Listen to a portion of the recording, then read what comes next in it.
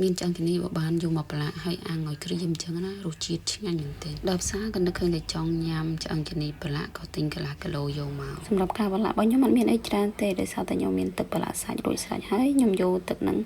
យកមកស្រោចលើសាច់ហើយប្រឡាក់បន្ថែមម្រេចបន្តិចទៅប៉ុណ្្នឹងហើយបើបងប្អូនអត់មានទឹកប្រឡាក់សាច់ដូចខ្ញុំទេបងប្អូនអាចដាក់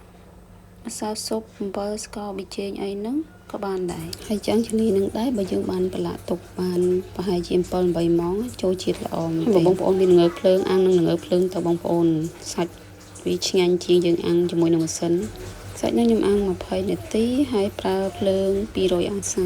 សាច់នឹងទុកឲ្យឆ្អិនសិនទៅហើយខ្ញុំមកឆាបន្លែវិញម្ដងម្ហូបមានតែសាច់មួយមុខទៅដូចជាមិនកើតបងប្អូនទៅថែមឆាបន្លែមួយចានទៀតទៅ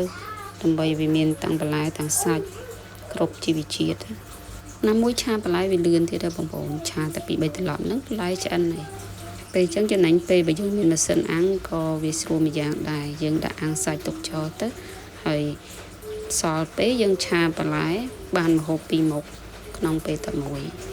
សាច់យើងអាំងក្រៀមប៉ុណ្ណឹងល្មមឆ្ងាញ់បងប្អូន